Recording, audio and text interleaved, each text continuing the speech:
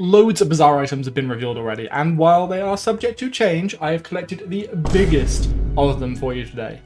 And by biggest, I of course mean properties and or buildings, what they used to be called, archetype or subtype of Pygmalien's items that are all giant, large items with massive passive abilities. Pigwash, which I assume is some sort of laundrette. It's called Hogwash, and hog is kind of like another word for pig. So I imagine that's what this is, a sort of Pygmalion-owned laundrette. The card art here is actually really interesting. The little bubbles that go across it, I think they're going to look really, really good in the premium version, so that's one to look out for. But you're not here for the card art, probably. You're here for the card itself. So, Pigwash is a large property, and on an 11-second cooldown, it heals you for 12 health.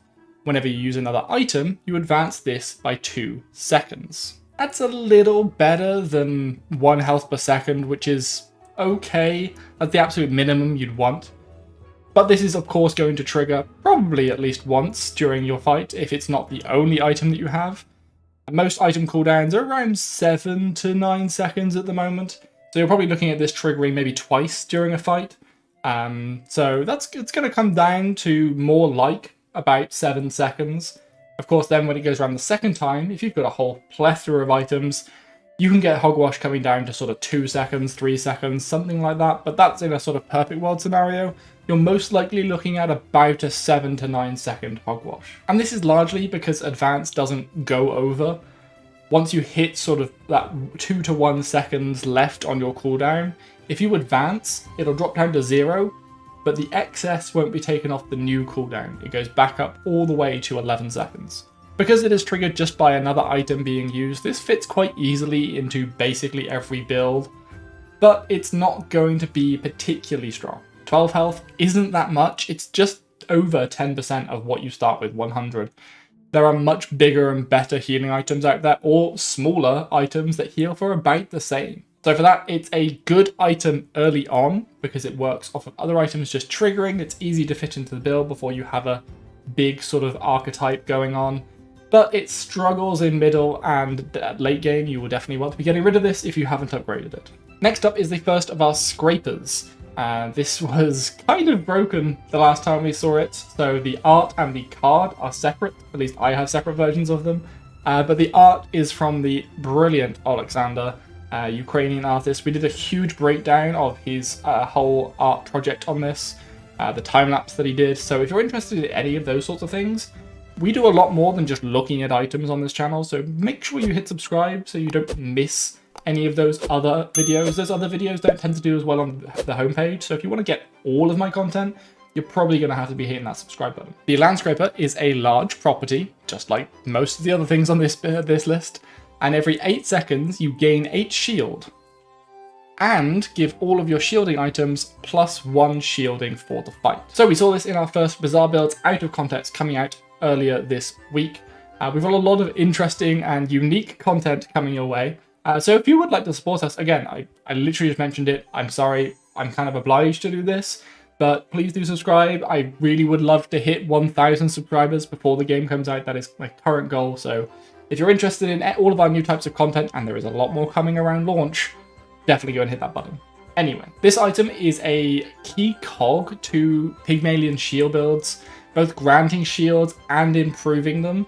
And that makes it fit sort of anywhere in any of these shielding builds. It's a really easy item to slot in if you have another shielding item. And to boot, it's pretty cheap, so you're not going to have to save up over a number of different encounters just to buy that big item at just 6 gold. You might have that lying around, or at least it's an easy swap and grab, sell one item, pick up this scraper instead. And even if you're just picking this item up by itself, the passive includes itself. There are a number of items that sound like their passive should include themselves, and they will specify if it is another item. This doesn't specify another item, so it triggers off of itself. So this will grow in power throughout the fight, even by itself. So a good pickup to start your shield build, as well as to add to your shield build. A good all-round item, really good pickup early on and mid, but late game you want to either build around it, or more likely have this as part of a build around a different central shielding item. The next item needs little introduction on my channel. If you've been here for a while, or maybe even if you've joined the Discord, it's the It's the new role that's given to anyone that does happen to join, links below, shameless plug. I've loved this item since the very beginning. I love how humble it is and how it shows where Pygmalien has come from. And that item is, of course, the lemonade stand. The lemonade stand is a large property once again, and every 13 seconds heals you for 25 health. Whenever you sell another item, permanently gain 10 max health. So this heals for double that of what Hogwash was doing already. And while it doesn't speed it up at all, it has this crazy passive. This here is your infinite scaling. Combine this with chocolate bars or ice cream trucks to generate many chocolate bars, or even a masterpiece, giving you enough money to buy every round, and suddenly you have an unkillable amount of health. It is being core to the middle section of Reynad's max HP runs.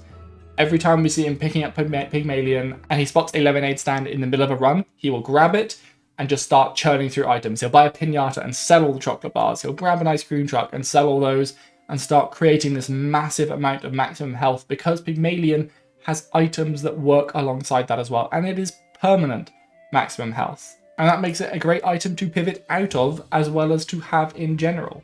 While you have it, it's great. You're gaining lots and lots of maximum health. But when the time comes to move on, and when you find a better item, you can sell this and keep the rewards. You still have that massive amount of maximum health. However, don't get too greedy. Make sure you are going to pivot out of this. Gaining 10 maximum health when you have 100, that's a nice big benefit. That's 10%. Gaining 10 maximum health when you already have 1,000 health, that starts to become less rewarding.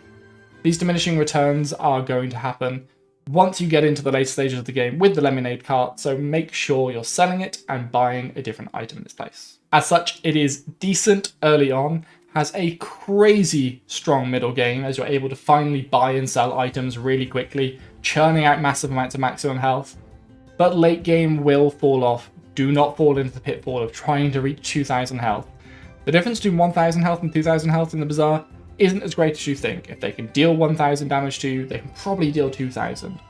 The difference is going to be someone that can deal 100 might not be able to deal 1,000, so huge impact middle game, late game, move away from this. And as fate would have it, the next item you should be buying after the lemonade stand, and that I also never shut up about, is also next in our list, and that is, of course, the luxury tents.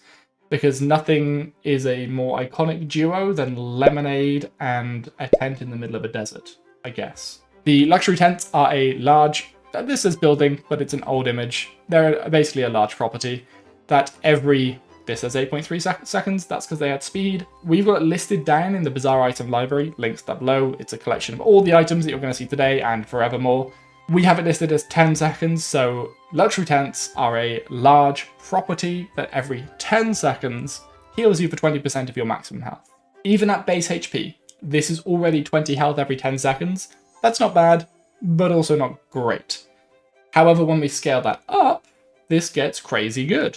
If you have that ridiculous 1,000 health from a crazy strong lemonade stand set in the middle of your game, then this is going to be healing you for 200 health. Some builds can't even do that much damage by the time you get to this. It is expensive at 12 gold, but as we've already said, this isn't going to do much for you early on. It's late game that you want this. And late game is when you have that spare cash and when you're probably trying to sell items on your board to replace them with better ones. Maybe you're selling your lemonade stand for just a few gold to get this 12 gold item. Well, that few gold you're going to get for lemonade stand is going to help you buy your luxury tents. It is a simple yet explosive item with a weak early to mid game, but late, so long as you have some max HP buffs, Pygmalien is an absolute monster with luxury tents. Finally, we're checking out some items that we have barely seen, and the next one up on the list is Pygmalien's Gym, or Pig's Gym, which we haven't even seen the artwork for. I'm looking forward to it, because I can only imagine the size of the weights this Pygmalien guy can lift. My god, that's going to be some interesting art. However, the Pygmalien's Gym, or Pig's Gym, is a large property, funnily enough, which every 9 seconds grants you 2 strength and 15 health. And when you buy this, you gain 1 strength. So this is obviously quite an early game item. Buying it, gaining 1 strength is much, much stronger early game than it is later on.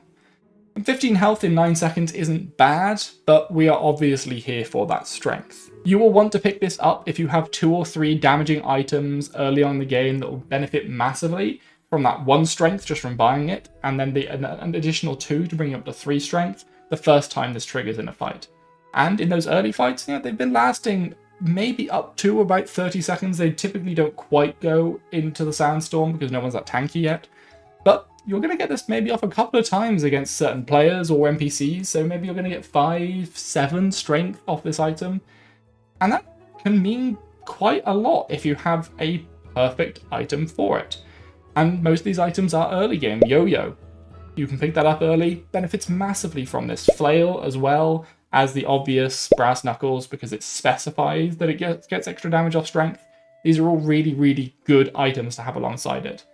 But even if you just have a couple of items like the alien axe and the old sword that you start with, having 3+ weapons alongside this, that's massive damage early on. As we get through the game though, if you haven't upgraded this, you're going to want to sell it. It is strong early under the right circumstances, but 1 to 3 strength really isn't much later on in the game, unless you have some crazy quickfire build with like a fancy yo-yo. Next up is another scraper, and one we saw in the Bazaar Builds Out of Context stream, but isn't one that made it across to YouTube. So if you want to make sure you're not missing out on any of the Bazaar content, there is some exclusive stuff that we do over on twitch.tv/GamesPlayedGreg. So you'll want to jump over there and hit follow so you're alerted when I go live, and it's usually on a Friday, and you'll be able to catch a load of Bazaar action over there. The item, of course, I'm talking about is the Skyscraper, which is a large property and weapon, which every 8 seconds deals damage equal to your shield. When you use another item, gain 15 shield. Shield. That's probably a typo. The passive on this is exceptional for bulking you up and making you basically immune to those little scratchy bits of damage at the very bottom end of either players or NPCs. It hasn't got the infinite scaling shields that the Landscraper had, but it is going to make you insanely tanky really quickly. PvE is an absolute joke when you have this and one item that either fires quickly or just fires quite early in the fight. At that point, money is no issue to you as you churn through PvE fights at your own leisure. And on top of all of that, we have the damage from the active. Now, it's going to be difficult to keep this shield up as it's taking a beating while you're fighting, but it at least is going to add something. You're probably going to have an item that triggers at maybe 7 seconds. That's quite a common timing. It will trigger this, giving you 15 shield, and maybe you're lucky and nothing hits it and this is at least doing 15 damage. That's not bad. But then imagine certain circumstances, like a poison build, maybe from Mac or Vanessa, or a food build or a joy build from Jules. That's not going to be taking your shield down ever. So typically, while shield builds struggle against poison and joy because they go through shields and just impact your health bar, a Skyscraper flips that on its head, and all of a sudden, because they're not hurting your shields, you are dealing an immense amount of damage back to them and can easily one-shot those types of characters. If you can get this early, this is actually really strong, because 15 shield early on, even when just like your old sword triggers, that's an immense amount of shielding for some early build to overcome. However, it does cost 12 gold, so it's going to be one hell of an expense early on. It's great whenever you can pick it up though, early, mid, or late. Even if there are stronger options late out there, this certainly doesn't just take away from what you're going to be able to have. Keeping in theme with the scrapers, we have the Space Scraper, and honestly, this art is insane. That's why I keep putting it in thumbnails, and why I'm pretty sure you saw it in the thumbnail of this one. Imagine living on the 3000th floor of an apartment building, and your view is space. That's what we have going on here. It's absolutely insane. Whoever thought of this was a genius. The Space Scraper itself, in the Bazaar, is a large property that every 6 seconds gives you 10 shielding. When you gain money, give this +2 shield permanently. Now, this may sound strange, but this is more like Lemonade Stand than it is like Landscraper. And that's because of the selling aspect. More shield and health are just like 2 ways of saying, I live for longer.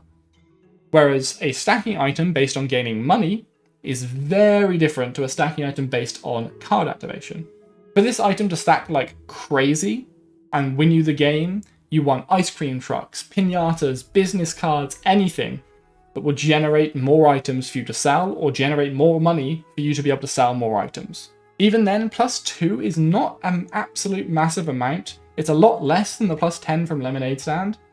And yeah, this does reapply every 6 seconds, but you have to keep this card. If you invest into Space Scraper, you are stuck with it. Which is fine, but Lemonade Stand gives you that freedom, that flexibility to sell it, pick up a new card, potentially a better card for your build, and keep the maximum health that you gained. If you do want to pick this up, obviously the earlier the better, but it is 12 gold, so again, a huge investment in those early stages. So just pick it up as early as you can, start stacking it up, and maybe it will be able to scale enough to get you through that late game. Rounding out our scraper talk is the sub-scraper, this sort of underground market where Pygmalien either buys all of his buildings from, or a lot of his buildings are built over top of it, as the effect is sort of this other properties shield you sort of thing. The Space Scraper is a large property, haha, yeah, we made that joke a bunch of times, they all are. Every 7 seconds, gain 30 shield for each building that you own. So what does this actually mean? Well, when you own the Subscraper, that is one building, or property as it should read now. So every 7 seconds, you gain 30 shield from your one building, the Subscraper. What could this achieve? Well, there are some medium properties that we haven't seen recently, so that are not going to be in this list. They'll be in a later list. So again, blah, blah, blah, subscribe, later things, blah, blah, blah. But because there are some medium properties out there, potentially, subject to change, the maximum we should be able to get is 4 properties, which is 120 shielding every 7 seconds. That is a lot. Again, as with the 200 health that you might get from Luxury Tents with the perfect build, there are some classes that are going to struggle to deal that amount of damage once, let alone again any time before the Sandstorm, at which point you're healing or shielding up, in this case, massively, and they're a goner. But you do have to fully invest for that to happen in properties, and the properties, as you've kind of seen, have some synergies, but they're not necessarily perfectly synergistic. So you're going to have a bit of a wonky build, and it's entirely going to be based on having that like 120 shielding.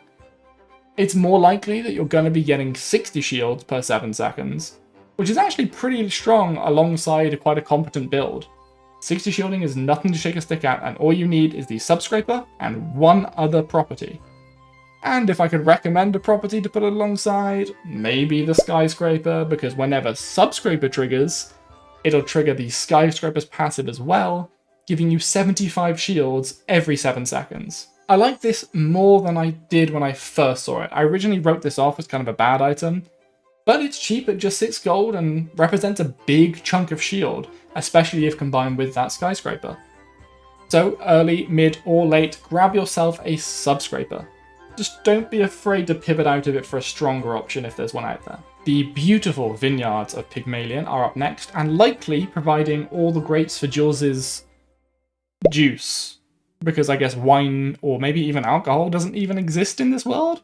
The vineyard is a large property. Every 7 seconds it heals you for 4 health. When you heal, gain 1 strength for this fight. 4 health every 7 seconds is absolutely not why we picked this card up. We just needed to have some amount of healing so that it can trigger its own passive.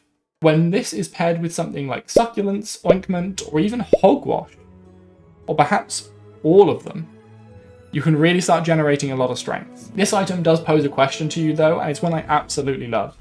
Do you want lots of items that are slightly buffed and have a little amount of healing?